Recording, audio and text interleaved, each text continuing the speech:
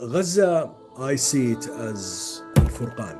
It is an event that is facing the Ummah that will define the truth from falsehood. The plan to move it from an Islamic issue to an Arab issue to then minimize it and make it into a minuscule nationalistic Palestinian issue, that point is now dead. Now, dua is a tool in the hands of the believer. Knowing how to use your tool is the key. When Al-Ahzab, 10,000 descended on Medina, they didn't just sit in the mosque and pray.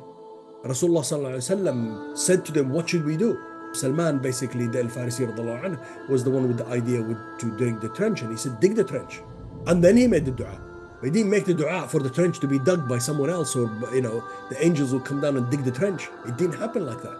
The hadith, I think it's the hadith of Abu Huraira, where he says that there's nothing better to Allah subhanahu wa ta'ala than the slave asking him and beseeching Allah subhanahu wa ta'ala, because that demonstrates that the slave knows who the master is. Or why is it that Salah ad-Din then just go unify all of the mosques and do dua instead of unifying all of the armies to be able to go back and fight the Crusaders one by one and remove them and throw them back from where they came from? Assalamu alaikum wa rahmatullahi wa barakatuhu. Welcome to the Muslim Podcaster.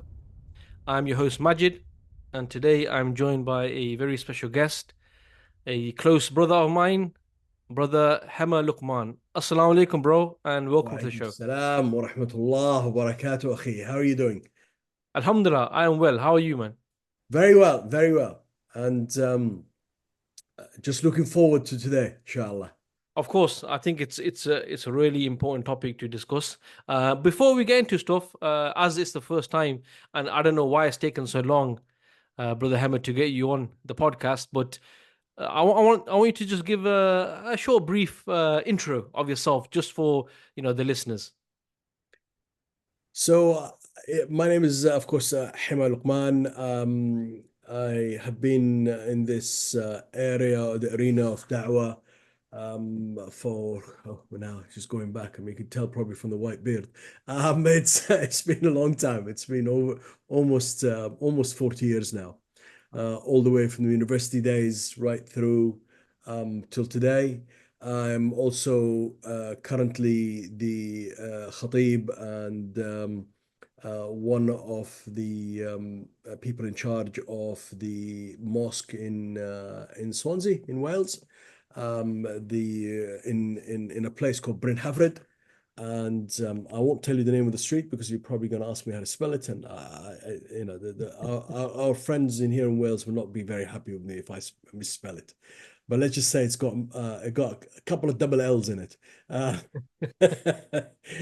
But yeah, so mashallah, we also have a school there which we're starting now, or restarting, to make sure that the next generation is there. And one of the key things that we're hoping to culture them on is something which is dear to both you and I, which is khataba, which is how to give speeches and how to be able to speak publicly about Islam.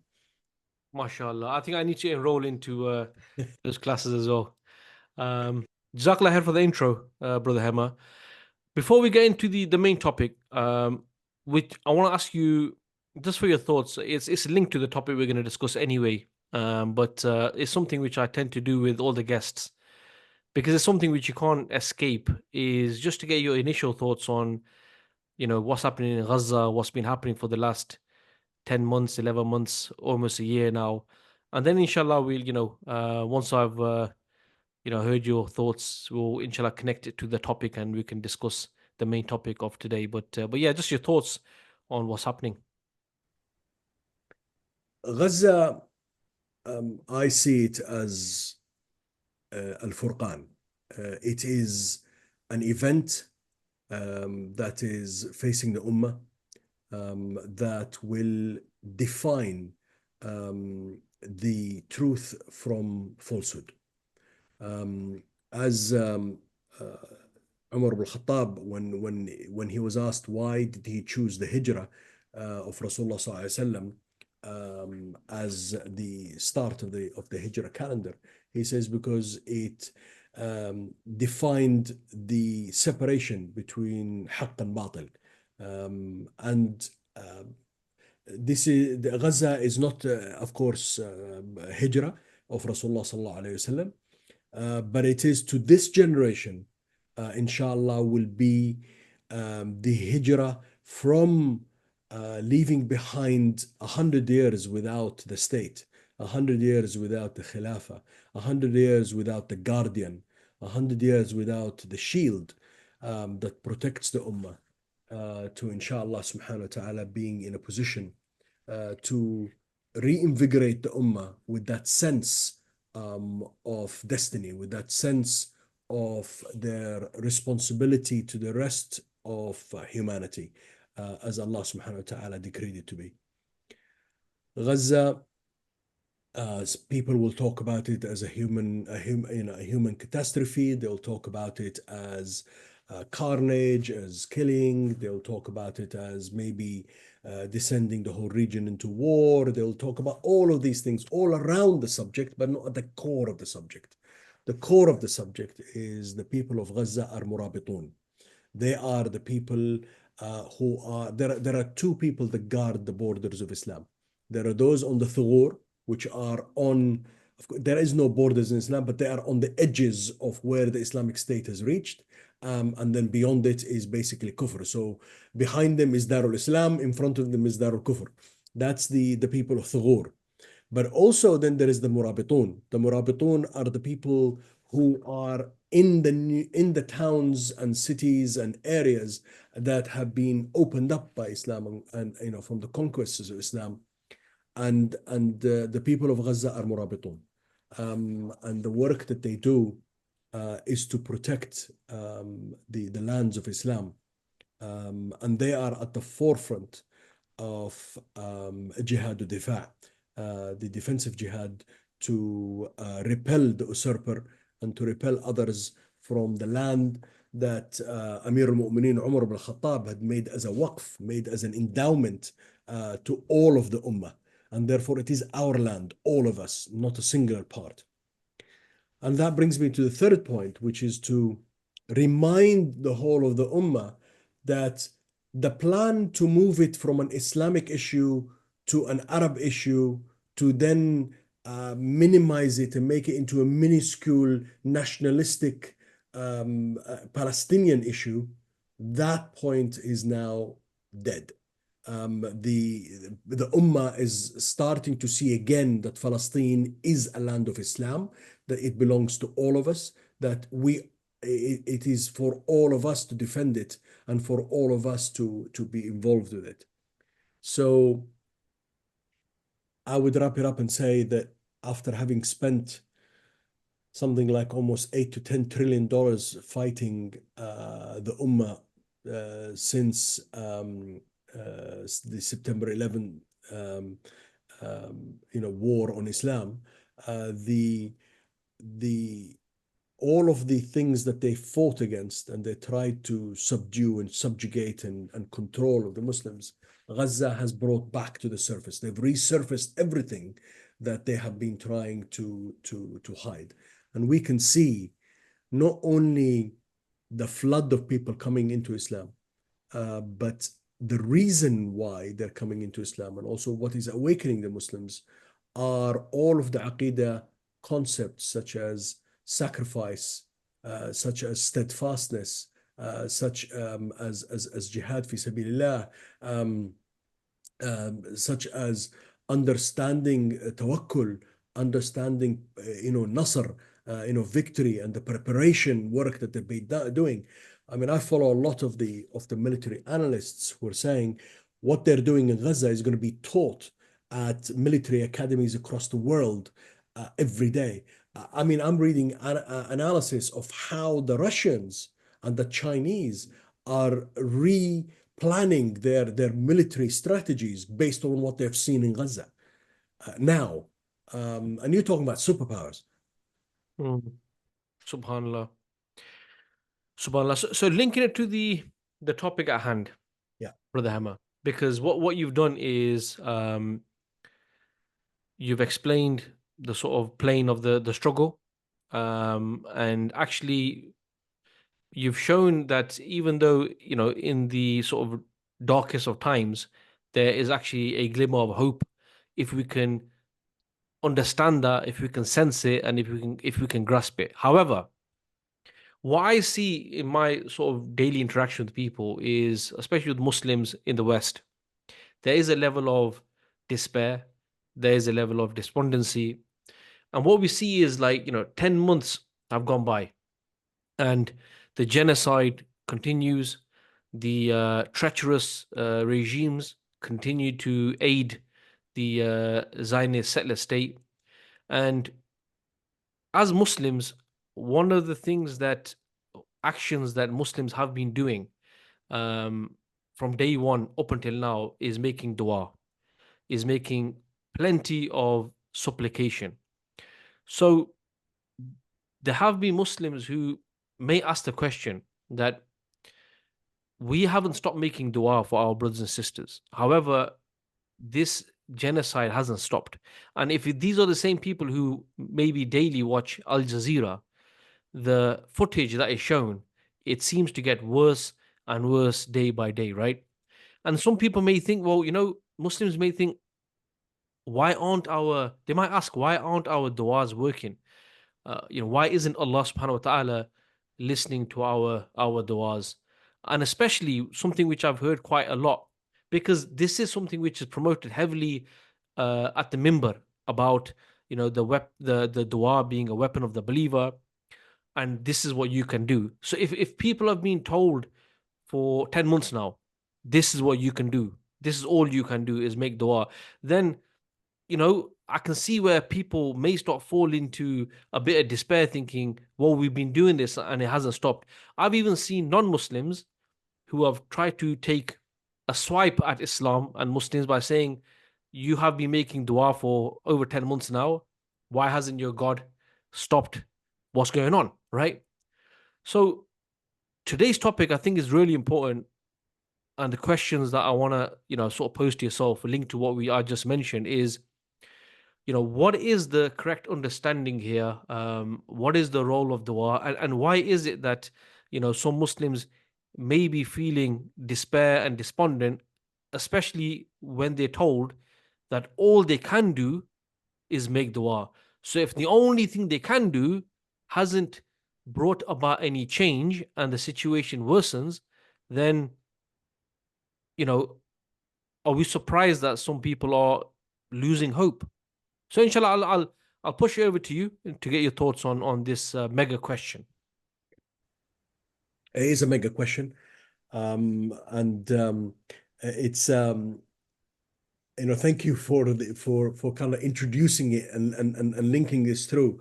Let me just say that when I consider this topic, I always start from one perspective, is that in the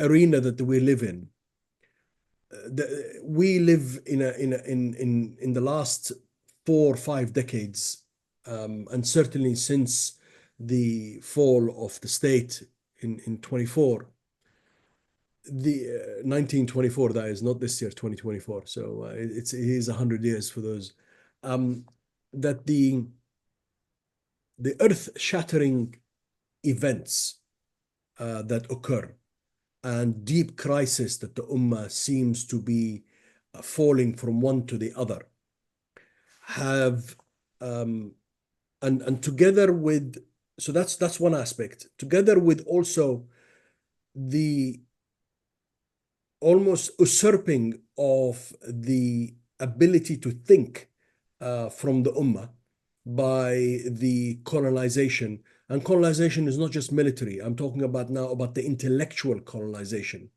and how we have been moved from the approach that Islam is asking us to think, to a more transactional, reactionary approach to thinking.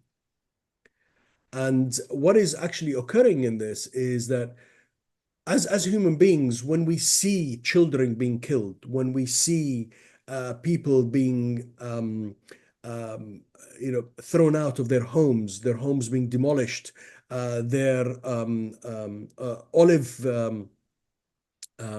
plantations being burnt or cut down by mobs, or some idiot shooting a missile at a mosque and claiming some weird claims, then these situations will ignite our emotions.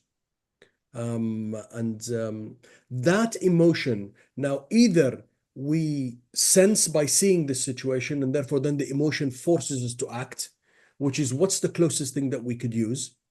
Go out on a demo, collect money, do what do you call it, a fair, cook food for Palestine, or even for now, with the floods in Bangladesh, and what's happening there. And this is about hope and wishful thinking, not about using the emotion to actually activate thought.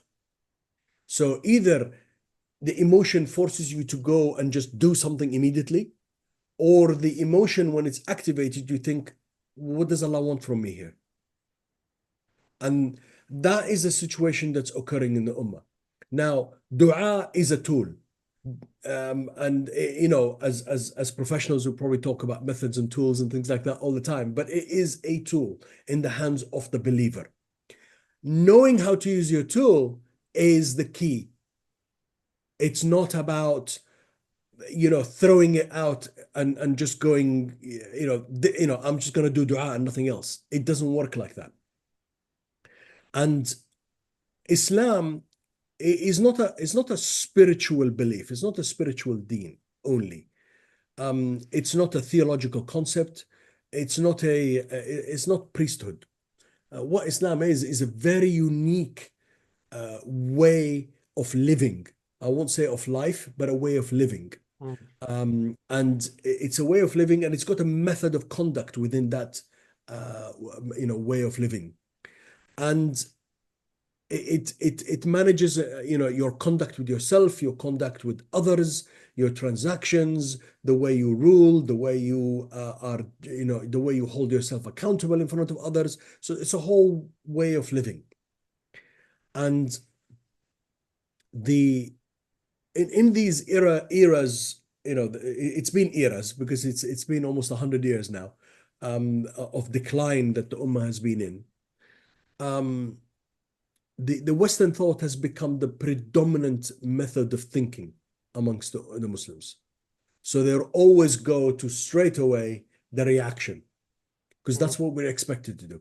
We are so immersed into the moment, the now, catch the wave, ride the situation, that we do not stop to think. Whilst a Muslim is ordered by Allah subhanahu wa ta'ala to think. And أفلا يتدبرون أفلا يتفكرون أفلا يعقلون قوم لا يفقهون, all of these command verbs that are in the Quran, ordering us to think, admonishing those who don't think, not only about Aqidah matters, but also about certain specific actions that they have committed. And especially in Surah Al-Hashr, which is, of course, the surah that talks about Khaybar and all of the situations that occurred there. So we as Muslims should know that the thoughts that we carry, they are aligned or linked to specific values, and those values are the ones that define behavior. So when we know that the value, if we think about a thought from La ilaha illallah Muhammadur Rasulullah, there's brotherhood of Islam. So that then drives a certain value of your interaction with your brothers. And when you meet them, there's a specific behavior that you have to have with your brothers. Assalamu alaikum wa rahmatullah is something that you do with your brother. This is what you have to do. You have to protect them. You have to support them, whether they are right or wrong. If they are right, you are with them. If they are wrong, you correct them. So these are then becomes the behaviors, and they're all not something that we generate in our heads. They're all ahkam shari'ah. They're all sharia rulings. So what is actually happening is when people are in decline, they always look for the escape. They always look for the easy way out. They always look for something that is not going to be too difficult.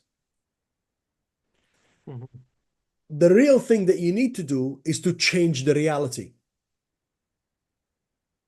You don't live in the reality and try and bring some ruling for another reality to impose it on this current reality. So when we come to dua, and I don't want to make it a too dry of an intellectual kind of conversation, but if you come to the concept of dua, we will see that Rasulullah sallallahu alaihi wasallam and the Sahaba, when they made dua whilst actually in the midst of the preparation or the active mobilization for a specific purpose.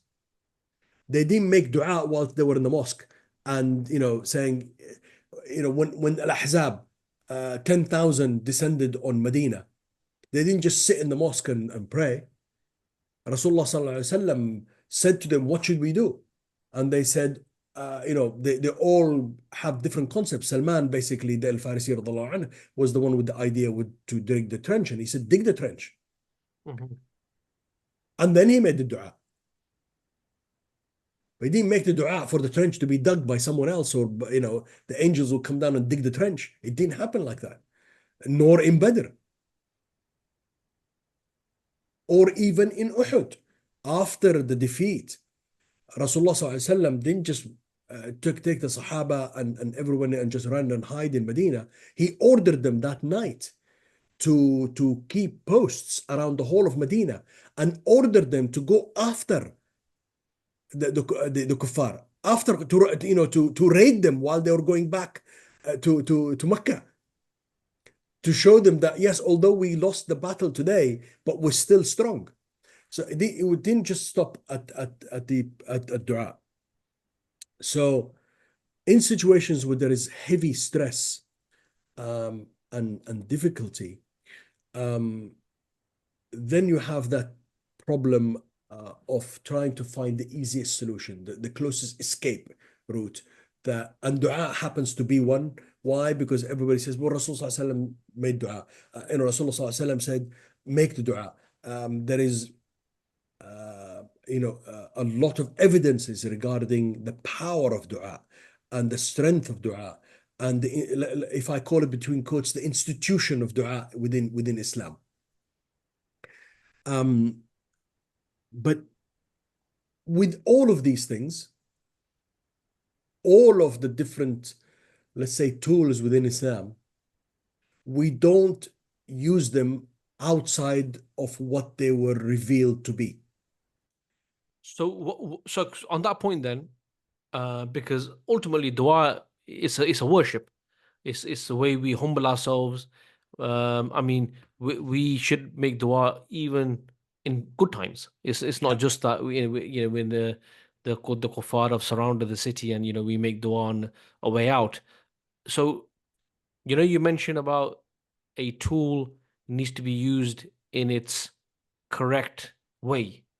Then dua itself, what is the main purpose of dua? Has that been revealed? Like, what if you're saying dua is a tool, when should it be used and what should we even expect as a result of making that dua?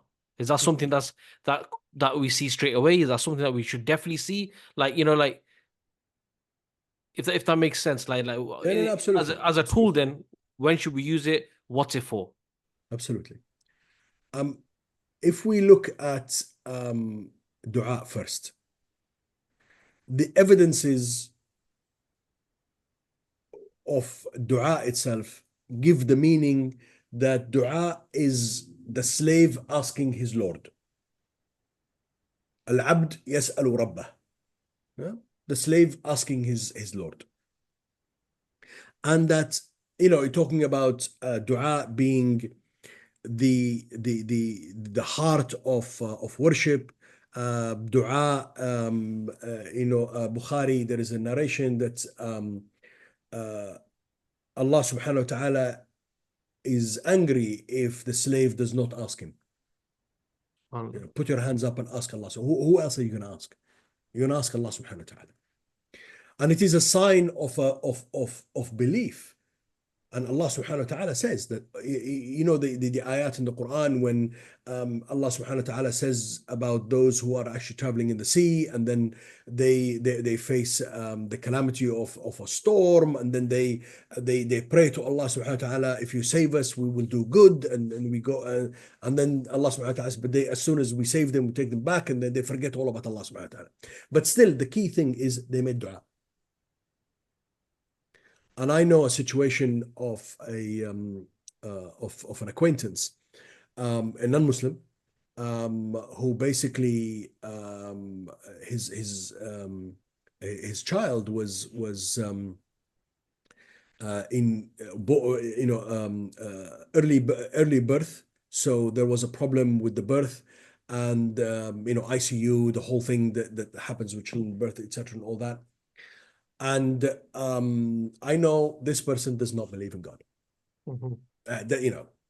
Forget about Islam and Allah subhanahu wa ta'ala. Doesn't even believe there's anything behind all this. Totally agnostic. And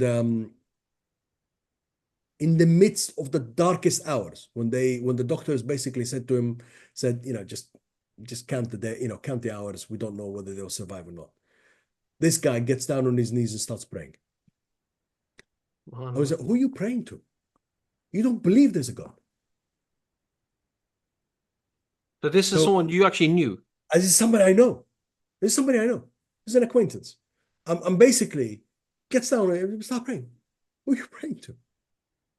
So let alone a Muslim, a believer who says, Ashhadu an la ilaha illallah wa ashhadu anna Muhammadan abdullahi wa rasuluh. That is somebody who knows that this is their connection with Allah subhanahu wa ta'ala. That, we don't believe that we need any intercession. We don't need a priest. We don't need any of that. We pray to Allah subhanahu wa ta'ala directly. We don't need, Allahumma salli wa sallam baraka sayyidina Muhammad. We don't need Muhammad sallallahu alaihi wasallam to make dua. Okay? We all do that.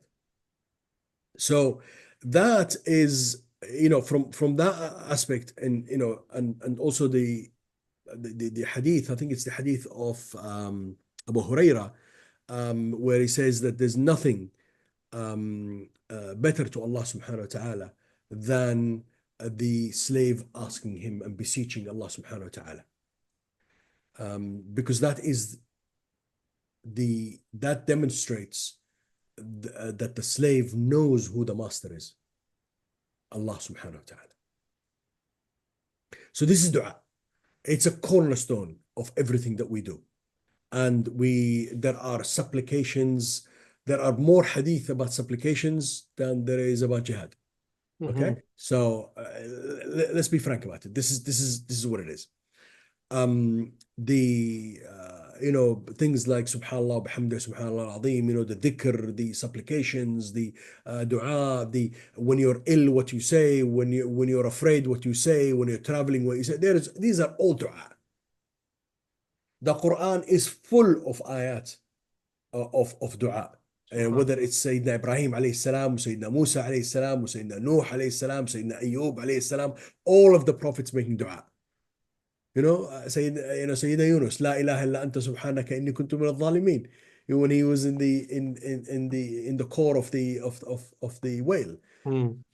So dua, this is dua. And this is however, as with everything in Islam, it has certain rulings. It has certain principles that must be adhered to. Okay.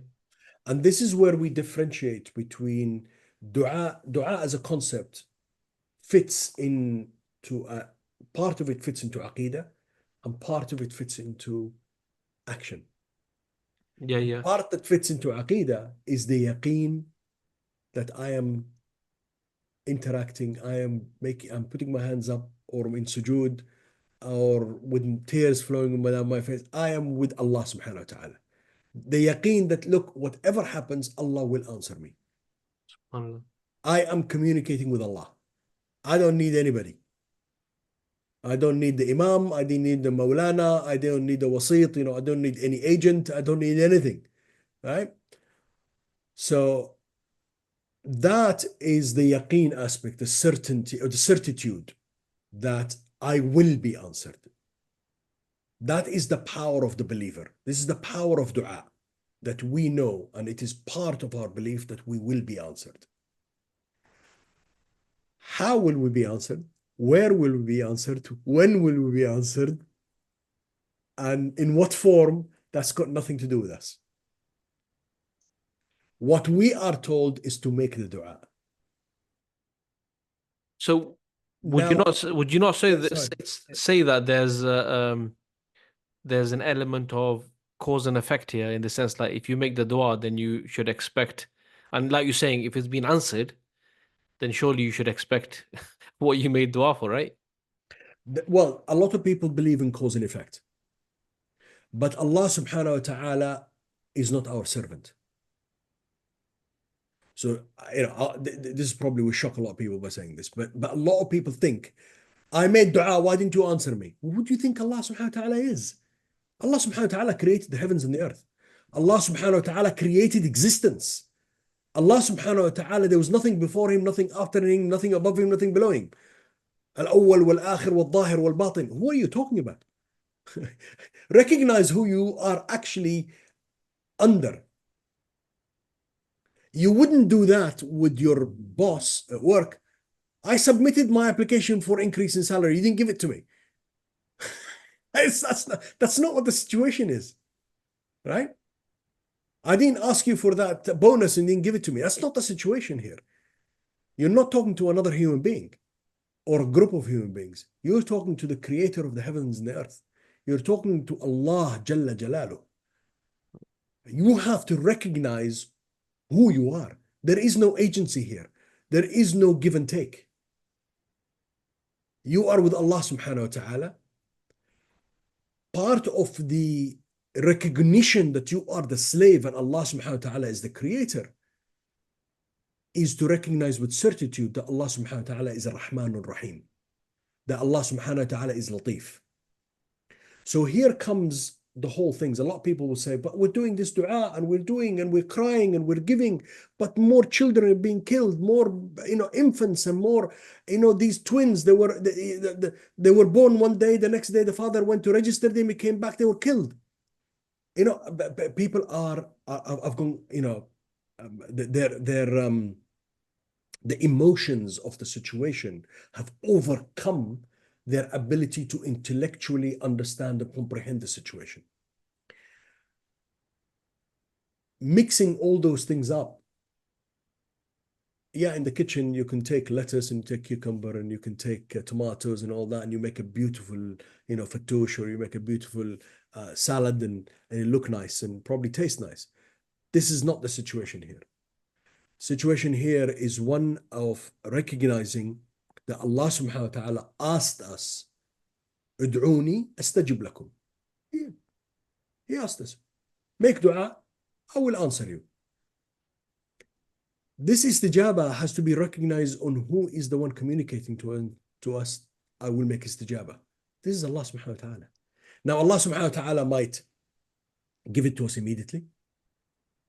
Allah subhanahu wa ta'ala, I always remember back from days at school when we were told about the dua of La ilaha illallah wahdahu la sharika lah, about this trader who was in the desert with him and his family, and all of a sudden a group of thieves descended upon him and they wanted to kill him and his family, and he says, well, give me a moment to pray 2 rak'ahs and I'll make dua. And he made 2 rak'ahs and he made the dua. And then before he said, Assalamu alaikum, there was a rider on a horse who came and killed all of the thieves, and he said, "Who are you?" He says, "Well, I was in the sky when you prayed to Allah, and he ordered me to come down." And a lot of people think, well, dua should be like this. No, dua is not always like this. And the concentration and the focus on situations and scenarios like this is what makes the whole concept of dua ambiguous and makes it all very murky and unknown and ununderstood by the ummah. That there are causes and effects, and the whole universe is based on cause and effect, and those are the sunan of the universe that Allah subhanahu wa ta'ala has put in place. And those sunan, the way the universe works, does not stop for anyone but by the order of Allah subhanahu wa ta'ala, and only for prophets, and the prophets are all finished. So now we have to live with what we have. So when we come to the cause and effect, there is a principle in cause and effect. Is this a principle based on reality, or is this like? Yes, principle based on reality. Yeah. So and if something is to be called a cause, a sabab, then the effect must always occur. If it's absent once, then it's not a cause. Okay, give us an example. It's a situation, one of the situation. I mean, this is probably best described in the situation of ajal. The end of your time. The ajal, your lifespan, if you wish. How many people have a heart attack and they still survive? Yeah, loads of people. How many people get stabbed and they say it's a fatal stabbing, but a few weeks later they come out of coma and they live a long life? Mm-hmm. How many people are hit by a car and they go, they're gone, and they're still alive? So that is not a cause and effect situation, because for something to be a cause for a certain effect, it has to happen every single time. That means every stabbing must end up with loss of life. Yes, death. And that's why what we say is that it's not the stabbing, it's the end of your term, your lifespan is the cause of death. Okay. So that's one example of that. From an ibadat perspective, we can't pray dhuhr before the sun passes the meridian, the zawal. It's a sabab for salah. A sabab for Ramadan, of course, is citing the hilal, the crescent. What is in certain aspects of what we do is that the implementation of the deen of Allah subhanahu wa ta'ala requires that a khalifa be present.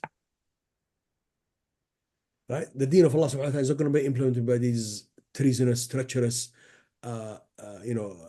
weird people who basically all they believe in is their seats and their thrones and serving the colonist. So what we have to, the cause and effect is very, very, very important. And dua does not change the situation. Always. Doesn't always do it. Otherwise, it would be a sabab. There are certain times when Rasulullah sallallahu alayhi wasallam, the Sahaba came to Rasulullah sallallahu alayhi wasallam in Mecca and said to him, pray for us that Allah subhanahu wa ta'ala will lift all of this, punishment and the torture that they were facing, etc. And he said, he was angry, and he said, the people before you were being tortured. One of them, with they would be combed with combs of steel and etc. But you are people who are looking for hasty. Yes, you're looking for hasty solutions, but you have to be patient. And then he explained, and of course, look what happened then. The Nasr came from from Medina, from somewhere where it was not expected. Mm-hmm. And Rasulullah sallallahu didn't spend 13 years doing dua outside the Kaaba. Allah give me nusra.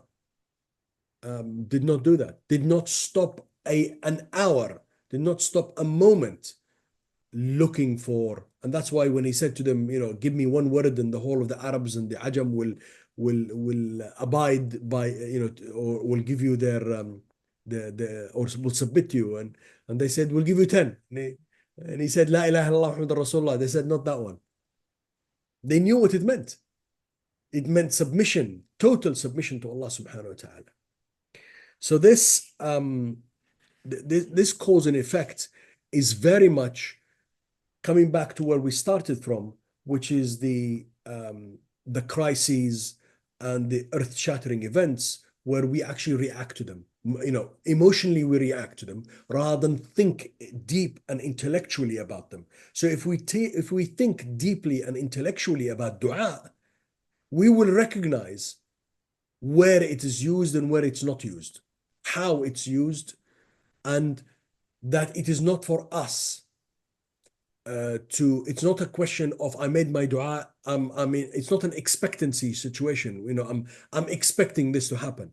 You don't expect anything. Just on that note, Brother Hammer, I think also why you can't really describe it as a method of change is because you could make dua and Allah subhanahu wa ta'ala save you from some calamity. You'll never know, right? Or Allah subhanahu wa ta'ala will reward, give you what you want or the equivalent in the hereafter, but you wouldn't know. So it's not like just for the listeners, it's not like you make dua and you'll get the result. You make dua, you get the result. And to be honest with you, when you mentioned the thing about the whole understanding on dua being ambiguous now, and shall I tell you the biggest example of that is I find it that the concept of istihara, how Yes, that's istikhara. Yeah. something people Yeah. don't really they don't understand it, and I think it's due to what you're talking about. Absolutely. I mean, these are all ibadat. And we have to understand about ibadah. Ibadah is about performing something in the method and in the way that Allah subhanahu wa ta'ala had revealed. Whether that is the speech of Allah, the Quran, or whether it is the revelation of Allah subhanahu wa ta'ala to Muhammad sallallahu alayhi wa sallam, and therefore it's the speech of Muhammad sallallahu alayhi wa sallam. Both are wahi from Allah subhanahu wa ta'ala. Now, we come to the principle of a lot of people, throwing around, oh, this is bid'ah, this is bid'ah, this is bid'ah. Using dua outside the method for what it was revealed is bid'ah. Yeah. Because you imagine someone deciding that they're going to pray suspended from the ceiling. They can say, bungee jumping or something like that, right? That's how are you going to do salah doing that? Right? In oh, no, I'm not going to go there. This is about Malikism praying on an airplane, but it's similar to that situation. So what do you do? So the point then here is about when there is a ibadah, each ibadah had revealed with it the method for its implementation. And that method comes from how Rasulullah conducted himself when he was doing dua. And this is whether it's obligatory, whether it's a recommended action, anything. Exactly. So it happens in the method and in the way that Rasulullah said. Mm. So imagine someone doing salat and wants to do qunut, right? Qunut, it's dua. It is something that it is the sunnah of Rasulullah sallallahu alaihi wasallam. Imagine someone doing qunut before he says Fatiha. What's going to happen then? It's totally wrong. Yeah. None of the madhabs ever condoned this or even allowed this to happen, right? That would be a bid'ah. So now imagine that someone saying, I don't need an army. I'm just going to make dua and the missiles will just go. You're like, what? Mm-hmm. I Yeah. mean, look, we've seen too many movies. Huh? It's not Star Wars. There's no power of the Force here, and those kind of things. It's not the Matrix. It's we're talking about real life here. Allah subhanahu wa ta'ala supporting the believers with 5,000 angels and other support that Allah subhanahu wa ta'ala made the earth. He brought the rain so that the sand becomes firm, so that they can actually stand.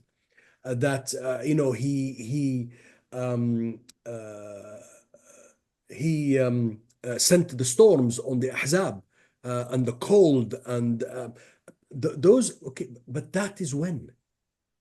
The question is, because we're going from sense to activated emotion to action, we're not actually doing the next two steps. The next two steps is for us then to interpret, to understand, to refer to the Sharia of Allah subhanahu wa ta'ala, to recognize what is it we should be doing for this specific situation. Or why is it that Salah ad-Din then basically then just go unify all of the mosques and do dua instead of unifying all of the armies to be able to go back and fight the Crusaders one by one and remove them and throw them back from where they came from? So otherwise, Ibn Taymiyyah, rahmatullah alayh, would have just basically stayed in his mosque and did dua rather than him going out, encouraging everybody, him himself fighting with the armies to expel the invaders.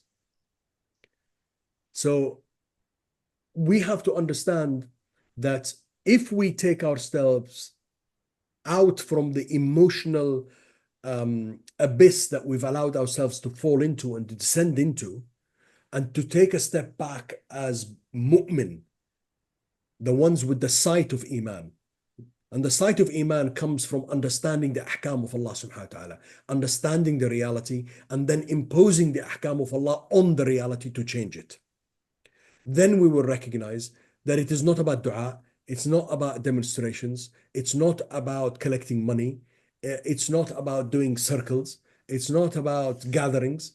It is actually that this situation can only be solved by an army, and an army can only be mobilized if we remove the treacherous rulers who have subjugated themselves to the Kafir West. So, I mean, there's loads there. So, first of all, you mentioned the fact that the dua itself, it's not the method of change, right? And there has to be the action that's required for you to perform and try to get the results that you're after, and this has to be from the Sharia, right? So even when we're talking, Sorry, on that specific point, just to re-emphasize it, and maybe I missed that point in making it more clearer, that because it's a ibadah, the ibadah, if everybody recognizes the ibadah, then there must be evidence. And if we say no, but maybe, then we're actually saying that the deen is not complete. And that is dangerous. That is kufr. Because we're going against a decisive, definitive verse of the Quran.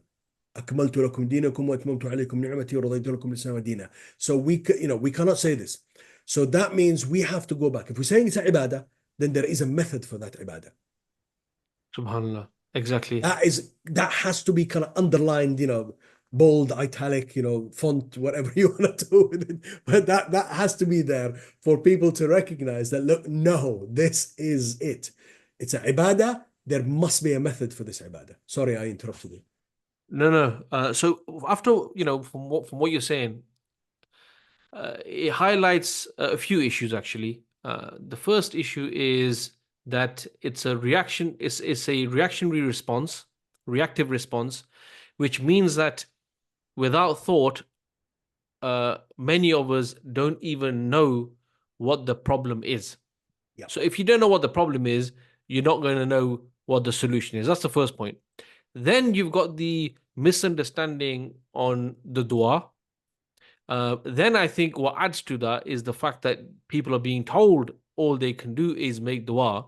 But one thing I want to just mention, that even if people were, because you mentioned armies, you mentioned treacherous rulers, which we want replacing, right?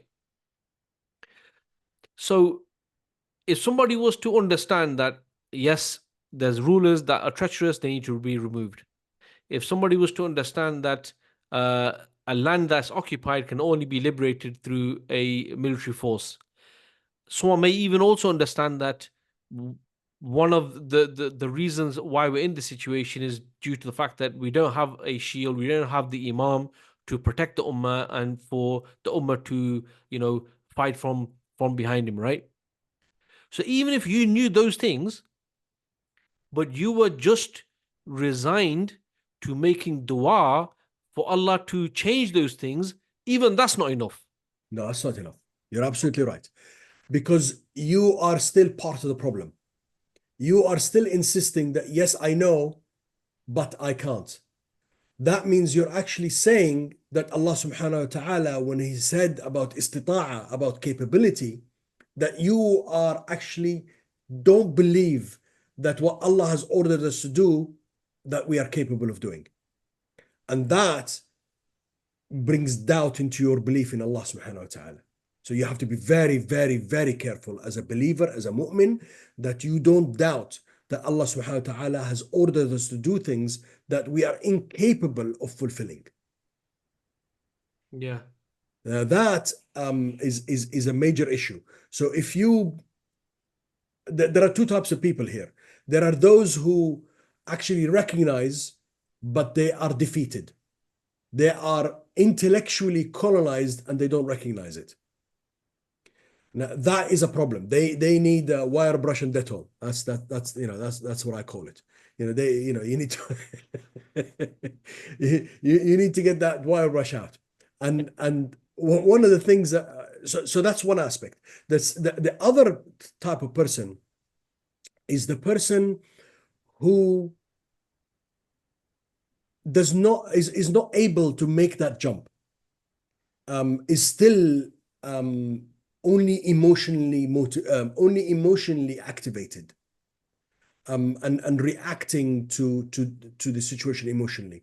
That person may well be that they need to understand Islam more. You need to speak to them. You need to discuss with them. Understanding that, look, dua is a ibadah. You come to salah. You're going to do it without wudu? No. Arkan of salah, we know, you can't, you have to do takbirat al-ihram, Allahu Akbar. You need to read al-Fatiha. If you don't need to read al-Fatiha, there's no salah. So there is a method to all of this. Now So even when you're talking about capabilities, then it would be more fitting for the dua to be centered around, oh Allah, change my circumstance, give me strength from my position of weakness, and make my path easy, and then you also then try treading on that path and hoping that Allah subhanahu wa ta'ala will make it easy for you. So exactly. even then your dua is still focused towards real change. And would you say that, I mean, there could be a linkage here, for example, the hadith to do with when you see the munkar, to remove it with your hand, to speak out against it, or to hate it in your heart. Even that hating in your heart is the least you can do, but the fact that you hate it will hopefully encourage you to get to a situation where you might be able to speak out and then be able to change it. You wouldn't be just content in saying, as long as I hate it, that's enough. Yeah. There's always improvements that you have to do, right? Absolutely. And look, we are all, as believers, as mu'min, we know this dunya is ending. And it's got an end. Whether we see that end or we come to an end, because this is our ajal. And it is the eternal life, al-khulud, is with Allah subhanahu wa ta'ala. Now, where we want to be, what seat we want to be in, that is our choice. So the question here about munkar and seeing it, and either you remove it by your hand, or you move it by your tongue, or you move it by your heart, that gives you the grades of where and who reaches Jannah, and in what level of Jannah there is. Subhanallah. There are 23 grades of Jannah. I thought there were للجنة 7. للجنة درجات. Well, there is a hadith about being Okay. 23. So there are many. And where you're going to be, that is decided by what you do in this life, Your level of sacrifice, your subhanallah. level of sacrifice.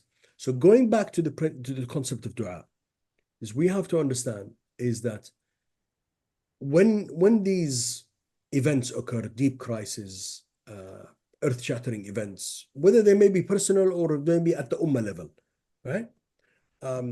It doesn't have to be something like Gaza. Look at what happened in the earthquake in Turkey a couple of years ago, right? So, and North Syria, over 100,000 people dead. So that whole situation there, also dua comes into place.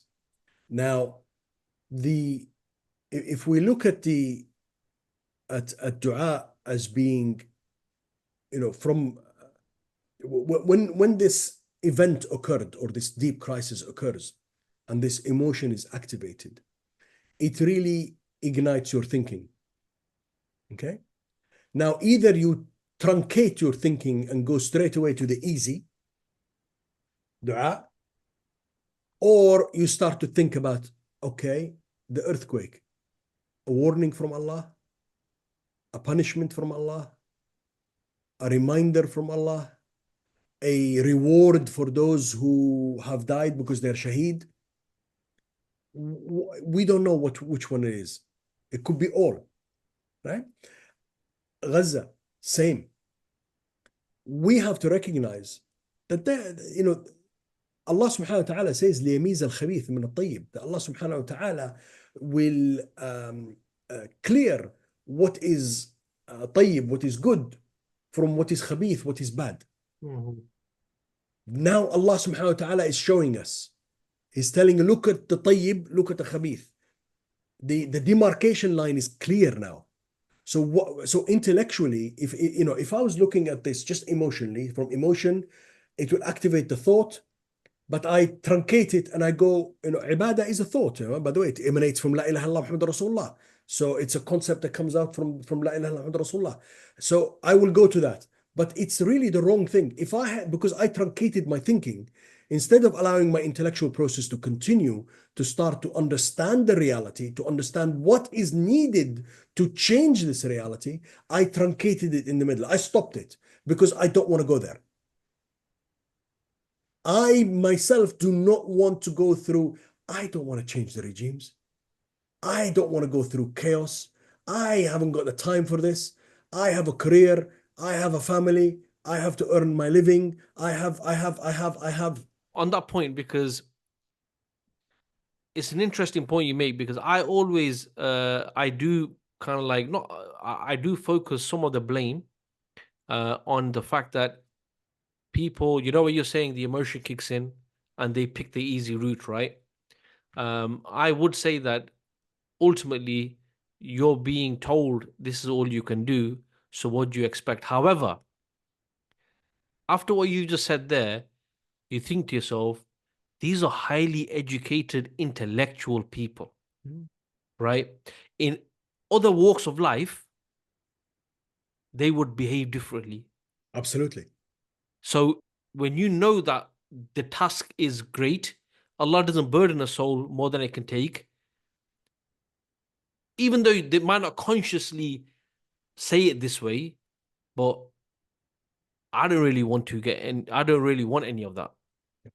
I mean, think of doctors, a medical kind of world. And if we think of them, there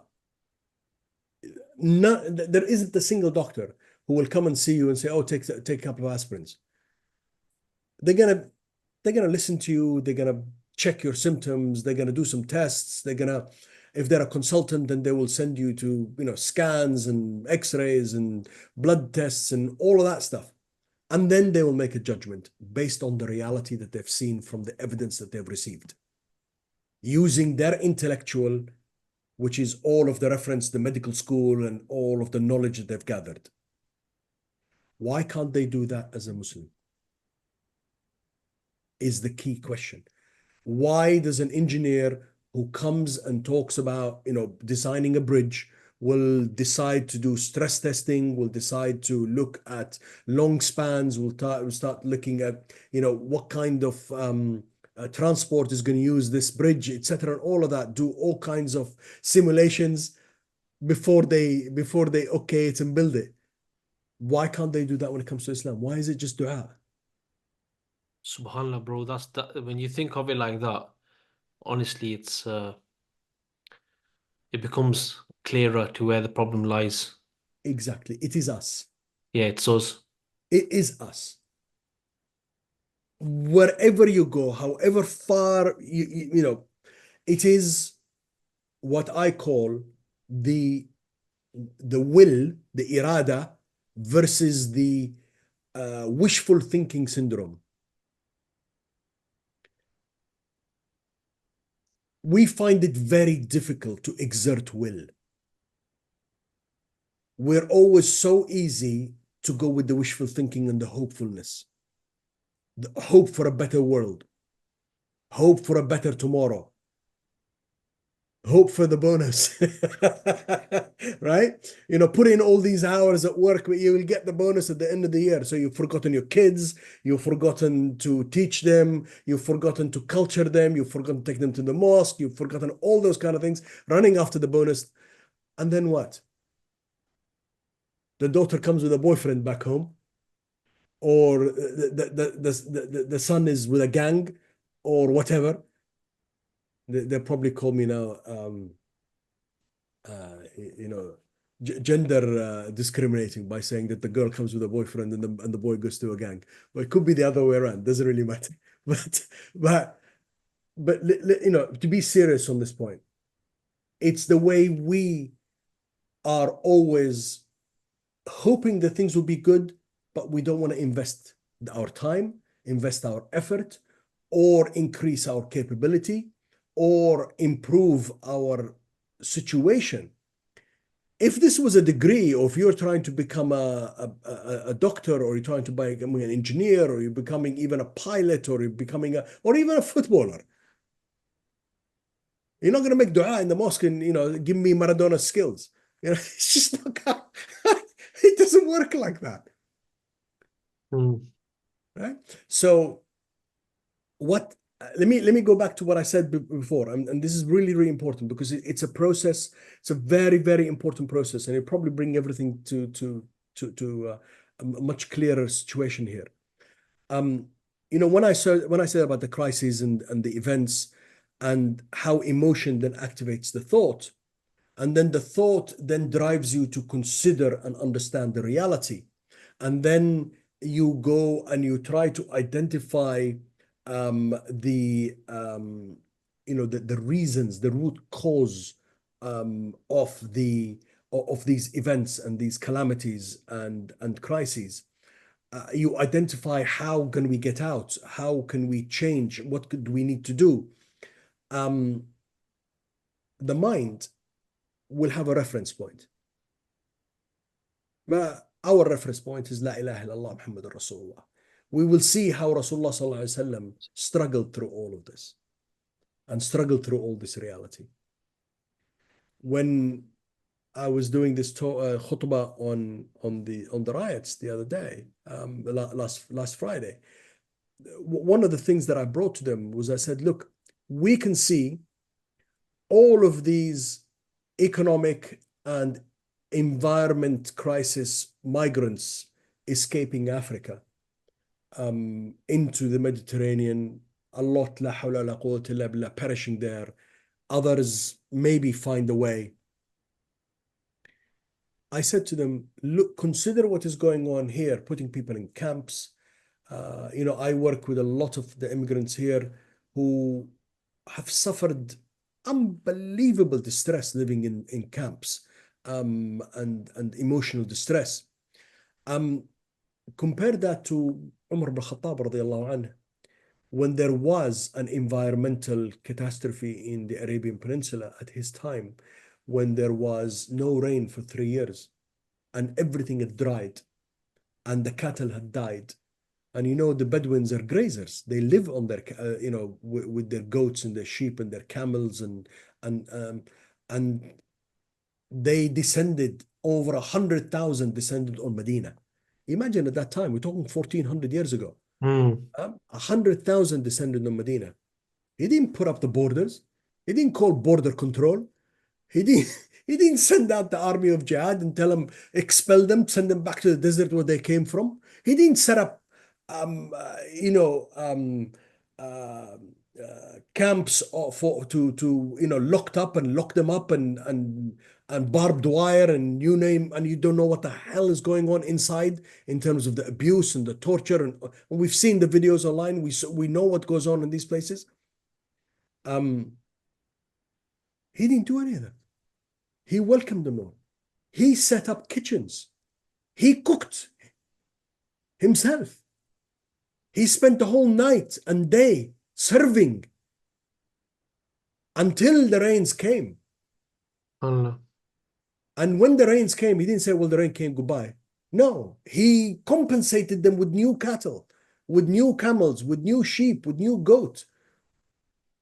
He gave them money to travel back from Bayt al-Mal. And whoever wanted to stay, he allowed them to stay. He didn't expel them. Now compare that to what's going on now. Give us our country back. Mm. Well, I've got news for them. America runs this country. It's not yours anyway. Right? So this is the whole thing. So, you know, going back to the whole thing is about understanding the reality. So allowing that emotion to activate the thought, continuing this deep analysis of the root cause, getting down to the bottom of it, understanding from our reference point, La ilaha illallah Rasulullah, what is it we should do? Like the example of Umar al-Khattab radiallahu anhu. And then we look at the styles and means, and then the actual objective becomes clear. At the moment, we don't have an objective. At the moment, what we're doing is we're saying, Allah, you sort it out. That's basically what we're saying. Ya Allah, unsur Gaza. What are you doing about giving Nusra to Gaza? What you're doing is you're actually subcontracting the situation to Allah. Astaghfirullah al-Azim. What are you doing? Allah is not an on-demand video. You don't just download it whenever you want, or it's not an an upload. You upload your dua, and that's not how it works. We are actually fundamentally breaking the principle of dua, of the method that Rasulullah sallallahu alaihi wasallam had revealed to us about how and why and what is dua and how it should be conducted and for what purposes and when. Rasulullah sallallahu alaihi wasallam made dua, but in the battlefield when the armies were ready. Rasulullah sallallahu alaihi wasallam made dua in Medina after he dug the trench. There's two examples you just gave there. Is that the context of dua is the weapon of the believer, or is that applicable to, because when it says the word weapon, I don't know what it is in Arabic. It says silah. Silah is weapon. So you think, okay, weapon is talking about warfare, isn't it? Is that? Yeah, but I think it's in the general meaning rather than in the specific meaning. So it is silah means as a weapon that you use. But how do you a weapon needs to be weaponized. Mm-hmm. A weapon is a weapon. This pen is a weapon, right? But it has to be weaponized. And how are you going to weaponize it? Sure. So dua has got to be weaponized in the right circumstance. Exactly. And for it to actually occur. Because at the moment is that when we get to the situation, we've reached the root cause analysis and we've understood what needs to be done, and we recognize the objective, then that is when the loop closes and the intellectual foundation drives the emotion.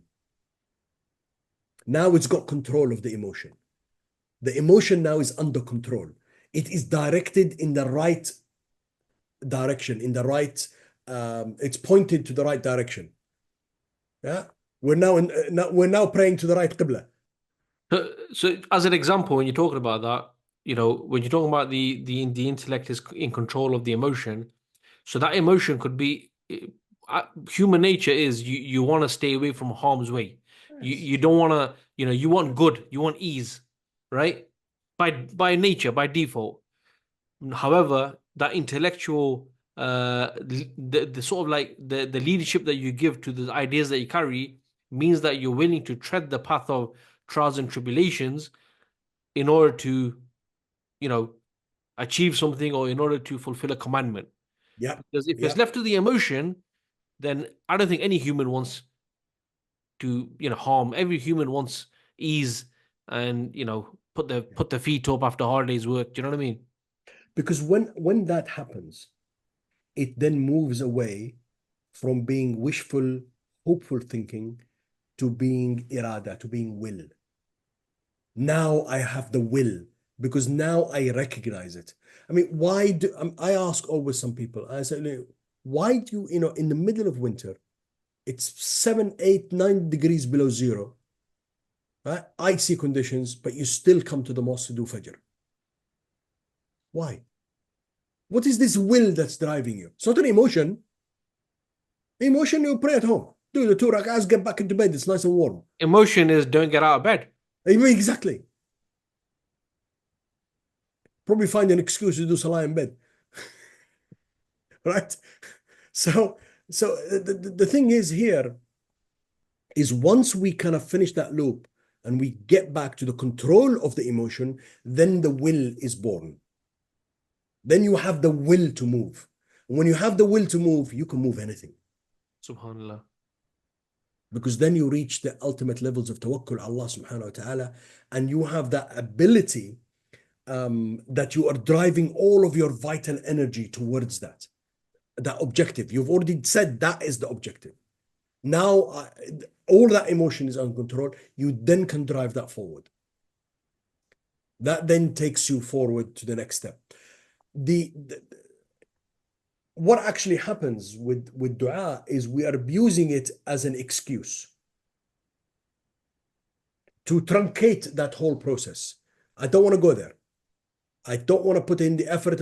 I mean, you look at all the sacrifices that are being, given. But this is Allah subhanahu wa ta'ala trying to show the good from the, tayyib from the khabith, from what's, from the bad. And the whole aspect, unless it happens in the process that I just explained, if you truncate it, then it will always remain emotional. And therefore, all what you're doing is you're just spending emotional energy, continuous emotional energy. And the fear there also, bro, is as you're probably seeing it as well. When things kicked off in Gaza, there were the hundreds of thousands and the millions marching.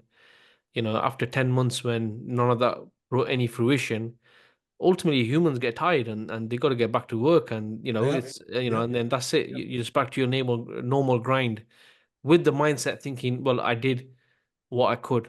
So kind of like bringing it all together from what I've understood. I think there's a misunderstanding on the concept of dua, what it means. But also, I think what's important, and it would be good to for you to shed a bit of light on this as well, is the fact that the most fundamental thing really is trying to identify what is actually the problem. Yeah. Like if we're talking about Gaza in particular, what is the actual, not the problem of people dying, the whole problem, like not from October 7th. Why is this situation even like this? And you might even need to go further back, right? But understand it. Because once you understand it, you will be able to see how this issue can be resolved. However, and I think this is an important point. Why I think people might revert back to things like dua might not necessarily be because they don't want to do the hard work. It's because they can't see what they can do, but also they can't see how they can stop and change what's happening. However, I think which is important, and I want you to elaborate on this. Once a person understands the problem, understands the solution from the Hukum Shari, then understands his own capabilities, and then he will understand what he is able to do, not what he chooses to do, what he must do in this scenario. But this may be something which isn't physically directly solving the problem. However, it's what they must be doing in order to work towards, the problem. Even if, for example, if Gaza was a big mountain and they had a small little, pickaxe, whatever you want to call it, and they were only taking bits off, right? Someone may argue, well, you're never going to get rid of that mountain, right? However, for that particular person, they're doing what they need to be doing rather than just sitting there thinking, this mountain's too big, I need divine intervention, that's all I'm going to do. Yeah. I think the issue to do with capability, I think, is important. Absolutely. And I think just let me start with where you finished. And I think that key point, very importantly, is about fatalism. And that is an Aqidah matter. Aqidah matter that where a lot of people are basically so immersed in the reality that they have become fatalistic, that this is our lot. Allah is angry with us, and this is what, that's where we're at. And we'll just have to wait until the Mahdi comes, right? This is fatalism. Because regardless of Al-Mahdi, etc., at the end of time, we right now, at this moment, in this specific second, we're still obligated to fulfill all of the orders and prohibitions of Allah subhanahu wa ta'ala. Regardless. Now, coming then to the previous point that in your point, in what you said in your summary, was then, and this is a message to myself as a Khatib, and to all Khatibs, and to all Du'at, and to all Imams, and to all people who are out there. Putting your hands up and saying, Ya Allah, we've asked you, please answer us. Here is the dua, upon you is the answer. Let's remind them of the hadith of Rasulullah sallallahu alaihi wasallam. It says, you shall enjoin good and prohibit evil, or that Allah subhanahu wa ta'ala will send upon you a calamity or a punishment, and then your best or most righteous will make dua and Allah will not answer them. This is the hadith of Rasulullah sallallahu alaihi wasallam. So this is, now we got to understand the reality. So one key aspect out of all of this conversation today, if I want to leave, if I want to give one point, and maybe emphasize it maybe later on, is that when we look at Islam, we look at the deen of Allah subhanahu wa ta'ala, we don't look at one hadith, we don't look at one ayah in isolation of everything and say, this is the deen. Otherwise, we'll be missing out on the deen of Allah subhanahu wa ta'ala. We have to understand all of the hadith. We have to understand how and where they were actually, or the ayat, and how they were revealed. One of the key principles of understanding the Quran is the Quran explains itself. So the ayat, and you might look, oh, hang on, this is confusing. It's not confusing. Each ayah talks about a certain aspect and in a different situation. And that's why, some people talk about, jihad is only jihadun nafs, exerting the effort on yourself. And you're like, where did you get that from? They focused on one ayah and they forgot about all the rest. There's 123 ayahs about jihad. Why that one? Why didn't you understand all of it and then understand where and how? What is incumbent upon the whole ummah? What's incumbent upon yourself as an individual? And this again, of course, comes to this intellectual invasion of and the colonialist aspect of the West, which is me, myself, and I. This individualism within the Western culture. There is no individualism in Islam. We are about the collective. It is always about the ummah. It is always about the body.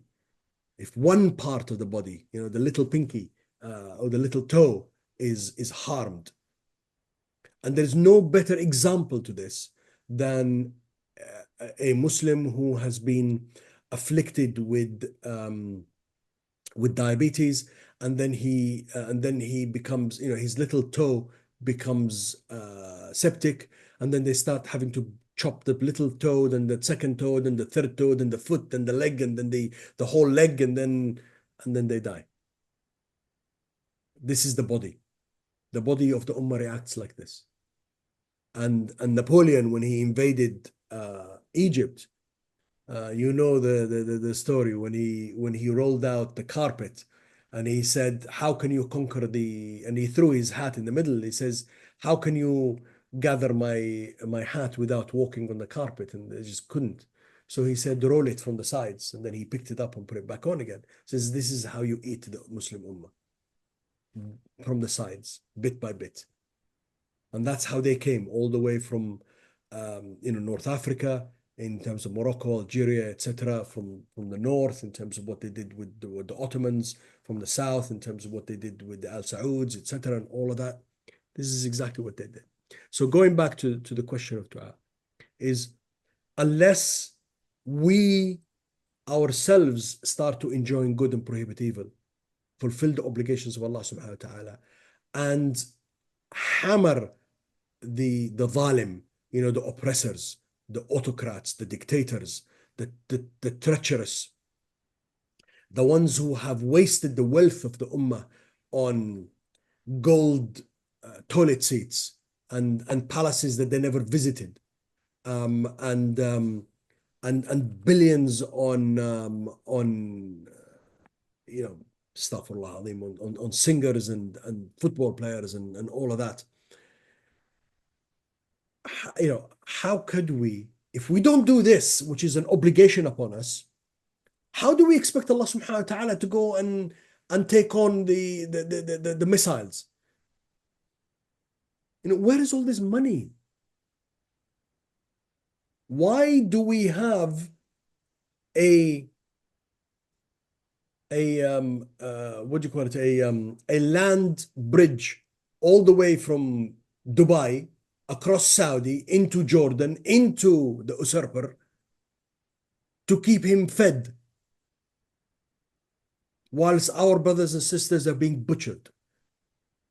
And you're like, we can't go in because the Israelis have blocked the Rafah and the entrance for. But you're doing this. And let's just say that dua, key principle of dua, is that it is about being humble and to be in a state of humility, not humiliation, humility before Allah subhanahu wa ta'ala. It is about what we call it in Arabic, it's called khudu'. You submit yourself in humility and humbleness, that you are in the presence, Allah subhanahu wa ta'ala, you're communicating with Allah. So this is a key aspect.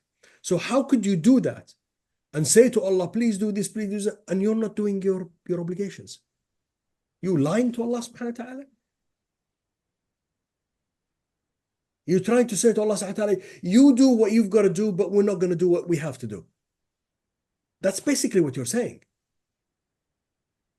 So you're abusing the institution of dua and the concept of dua in Islam, because you have decided that you are weak, that you are submissive to the West, that you are a slave not to Allah, but a slave to Washington. That's basically what it comes down to. And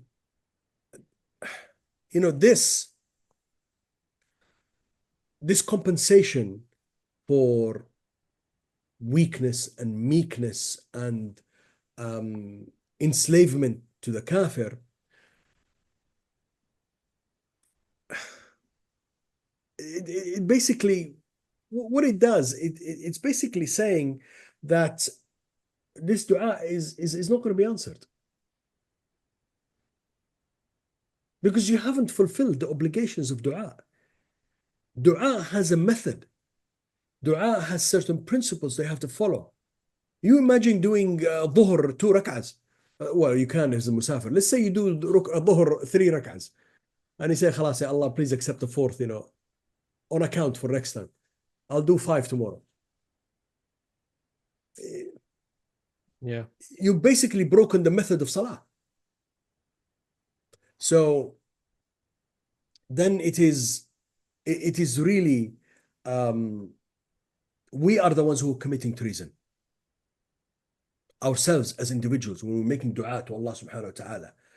Or the da'iyah and the khatib and the imams and etc. who are actually saying, make dua, make dua, make dua. Yes, make dua, but don't tell everybody that dua is the answer. Don't use dua as a method to misinform or misdirect the actual effort that needs to happen. Within that dua for Gaza, make the dua for Allah, to Allah subhanahu wa ta'ala to guide us to the right path, to show us what we need to do, to give us the hidayah, to give us exactly the iman that He's given to our brothers and sisters in Gaza. This steadfastness, the ability to sacrifice, the shahada, all of those. So I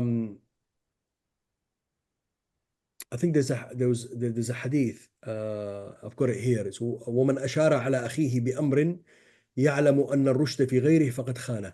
And whomever directs a Muslim to a matter, to his brother Muslim, to a matter, he knows that the right course is in something else, then he has committed treason to his brother. Oh no. So there is no right course for the people of Gaza other than jihad. It's not dua. Dua within jihad, yes, but prepare the jihad first. Make dua that Allah subhanahu wa ta'ala, will help us mobilize. Yes, you're asking for Allah subhanahu wa ta'ala for help, for assistance, for guidance, but to subcontract the whole thing, Allah, block the missiles. Come on. Yeah. Subhanallah. And to be honest with you, I think this is where there's a huge responsibility on, not only the Khatibs and the Imams and the Duat, but also on every normal person, because what's important is just that thought process that you mentioned, which we apply to every, daily thing. Why is it? And that, to me, that's one of the big takeaways from this discussion, is that question of why is it that we have this great ability to, when it comes to dunya, achieve greatness, and when it comes to the deen, like you said, we can only subcontract, to Allah subhanahu wa ta'ala. And I think that's something which is important for all of us to ask ourselves. And even you mentioned, even the people in the masjid, the khatibs and stuff like this, of course, encourage people to make dua. However, this has to be side by side.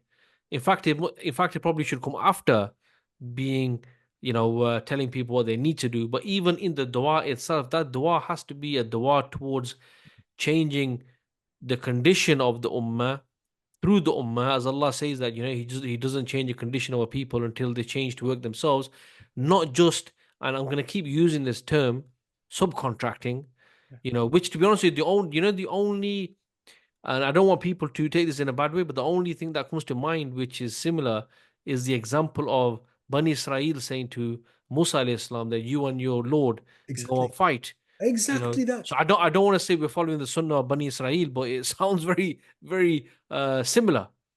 It is very similar in the sense that this is what happens when you are in decline. When you are intellectually in decline, that is what you do. Yeah, And Subhanallah. a very important point here is that we have to remember that who are we addressing in our dua? And Allah subhanahu wa ta'ala, it's not a menu, and Allah subhanahu wa ta'ala is taking your order. Huh? You're not driving into some drive-through takeaway, and you're giving them, I want five of number 8 and six of number 7, and that's come on. We are talking about that you are addressing the creator of the heavens and the earth, the sky and the earth, and what's between them. You're talking, Allah subhanahu wa ta'ala created existence. Nothing exists without Allah subhanahu wa ta'ala. You know, and for a lot of people to maybe to kind of consider this is consider, what happens when you're called, as a maybe as a student back in the days, or maybe at work, and they tell you the boss wants you. What do you want? We don't know. He's not in a good mood, but he wants you. I'm like, whoa. Right? Now, look at the fear and the trembling and the thoughts that are coming into your head, and what's going on and all that. A believer in situations like this is Allah subhanahu wa ta'ala has written it. I have submitted to myself. I am but a dot in this whole universe. In dua, it's a different aspect. In dua, you are asking for something from the one that controls everything and has everything and gives everything. Now, how are you going to use that situation? And in what way? Allah subhanahu wa ta'ala has already explained, because Rasulullah sallallahu alaihi wasallam, this is I think one of the problems where a lot of people kind of misunderstand, and I think there's a lot, which I hope we've kind of clarified in the ambiguity, which is that dua is a ibadah, and a ibadah has a method. And that method was given by whom? But Rasulullah sallallahu alaihi wasallam. And Rasulullah sallallahu alaihi wasallam, his statements, his acceptance, are all revelation. وَمَا يَنطِقُ عَنِ الْهَوَىٰ إِنْ هُوَ إِلَّا وَحْيٌ يُوحَىٰ. So he's given us, he's told us by his actions how to conduct ourselves in dua. Anything else is bid'ah, because we're not using the method of Rasulullah sallallahu alaihi wasallam, and therefore we are abusing the concept of dua. Subhanallah. And what you just said there, just to add to it, Brother Hema, is when you mentioned that Allah subhanahu wa ta'ala, you're asking the one who has control of everything. I think only when you get to that level of understanding of where you are is dua a weapon, because then you know how to use it. Exactly. Whilst a lot of us, and I'm going to put myself in the same boat, dua has become a formality. Like even when we say, let's make dua for change in this Gaza or Gaza, in Kashmir, and this change the situation of the ummah.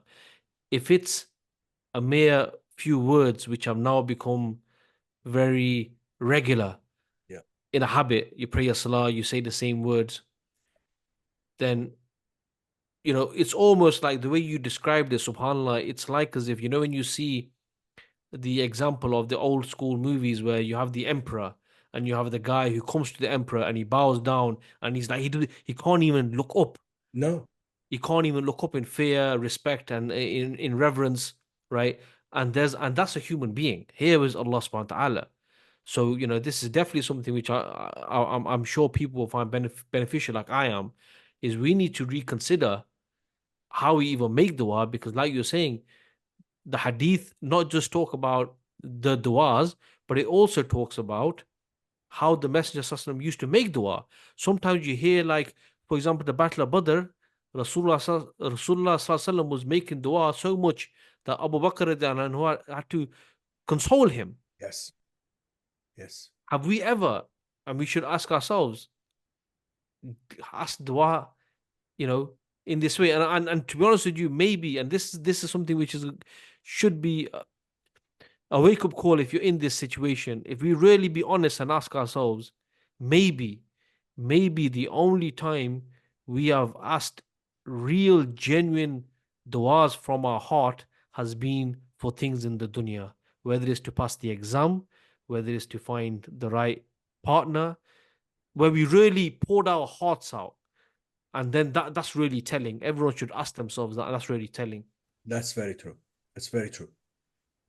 And the if we abuse it, if we don't use it correctly, then what we're actually doing is we're allowing the emotion to take control rather than the intellect. So what actually happens then, the vital energy after a while switches off. It just goes down. When it goes up and then it just goes down. And it just becomes you become numb because you're not seeing it intellectually. You're not seeing it with a view that this is a battle between haqq and batil, that this is a furqan, the battle between truth and falsehood, that this is the furqan, the demarcation, the separation between truth and falsehood, that you've got to see it for what it is. If you see it for what it is, you then recognize, because if you look at this and you take a step back and you say, well, hang on a minute, these people have been telling us all about international law and the world order and human rights and international law and international institutions and the respect for the law and all of that stuff. And you're like, where is the respect for the law? How many resolutions have been passed? How many orders have been placed? How much? Until when? Don't you recognize that they see you as an enemy and you've got to be put down and subjugated and never lift your head up again? This is not it's not a matter of dua. This is a matter of intellectual movement in the body of the ummah to recognize why and how to fix it. And that is to bring back the Islamic State and the Imam, the protector, the shield, whose only concern is for the affairs of the Ummah and the affairs of the Muslims. Yeah, Jazakallah, bro. I mean, to be honest with you, I think that is on point. And one thing I do want to mention, and maybe this is a kind of like invitation for Brother Hema for future sessions and future episodes, is that Sure. what I didn't, my intention wasn't in this episode to discuss what is the solution and stuff like this. The issue is to discuss what is the nature of dua and whether it's a method of change or not. And for us to actually start thinking, and I think Brother Hema really explained it well in terms of not being led emotionally and just thinking about what is the problem, what's the solution, and just applying intellect to it has more value than you just reacting, for 9 months, 8 months, or however long, but it will fizzle out because it's not getting to the right place. So inshallah, maybe we have another episode where we can go into Inshallah. that, and I would like to see people's comments, what you think. But Brother Hammer, inshallah, before we bring it to a close, Yeah. I want to give you an opportunity, to share some final thoughts, maybe a piece of advice and stuff like this, whether it's on this particular topic or in general. I always tend to do this with my guests. So yeah, over to you, bro. Jazakumullah khair.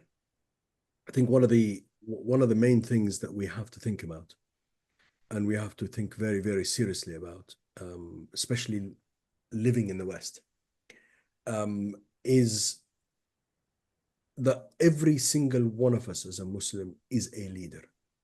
We lead by our adherence to the Sharia rules, our abstaining from the prohibitions, so that they can see a unique personality, a personality that thinks from a unique viewpoint in life about halal and haram, about haqq and batil, and that a personality that when it comes to satisfying its needs and desires that we all have as a human being, that those are driven by the values that we carry, and therefore they manage and they control the behavior that we have. So when we're hungry, we know what to eat and what not to eat, and when we have a certain need, we get married. Yeah, we don't go and do what others would do. But the key thing here is that we are, as Muslims, messengers of this deen. And even if we know one hadith, even if we know part of an ayah, then propagate it. Don't say, oh, I don't have enough knowledge. I don't have enough. Rasulullah ﷺ said, نظر الله عبدا سمع مقالتي. Allah subhanahu wa ta'ala will raise the status of a person who has heard my statement and takes it. And he was talking about one, so it could be one hadith. And understanding that. But also understand that what you're trying to do is you're trying to carry that forward by your own example. And this is critical because then you build trust. People will start to trust you. People will come to you for advice. People will come to you for knowledge. People will come to you for information. People will come to you for resolution of problems and issues and challenges. People will come to you for all kinds of things, including someone asking you to, make ruqya on me, please. That will happen because they trust you. Yeah, they will come to you about personal situations and issues in their own family lives, etc., because you built that trust. And trust is fundamental, but also trust can be easily broken. So do not break that trust. And you could easily break that trust by actually you breaking some of the things that you're telling him to do. Subhanallah. Subhanallah. Jazakallah khair for that last piece of advice, Brother Hema. And I'm sure the listeners have found this, and those watching have found this episode very beneficial. I certainly have. And inshallah ta'ala, I'll try my best to get you back on. You're a very busy guy. Inshallah. So it took a while for this to happen, but inshallah it was well worth the wait on. And to be honest with you, a very, very, very important topic, which I'm sure we haven't done justice, No, not yet. in No, an hour and a half, 2 hours, however long this is. But all really what we're trying to do is get people to just start thinking about this and just start thinking for themselves, really. We think for ourselves in every other field in life. Why is it we just hand over our brains to others to think on our behalf? Is it because we think on the day judgment we can say, well, oh Allah, this is what Maulvi Sahib, or this is what the Maulana said? It isn't going to work like that. One thing I will do is Brother Hema, as he is a Khatib and he delivers khutbah, he sometimes uploads his videos to his Arabic and his English YouTube channel. What I will do is I'll add the links to this video, so definitely go and check those out. There's some really interesting videos there, some really good things that Brother Hammer's doing with the local community, and I would even say some some things which are a bit out of the box, but check it out and you'll see what I mean. I So think yeah, they'll enjoy. I think they will enjoy the Hajj with the kids. that's exactly what I was thinking. Yeah, that's the only time I've ever seen that. But inshallah, I'll leave that suspense for people to go and check it out.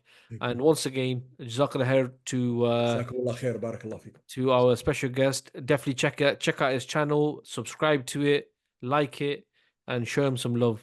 And inshallah, on that note, until the next one, Assalamu alaikum wa rahmatullahi wa barakatuhu.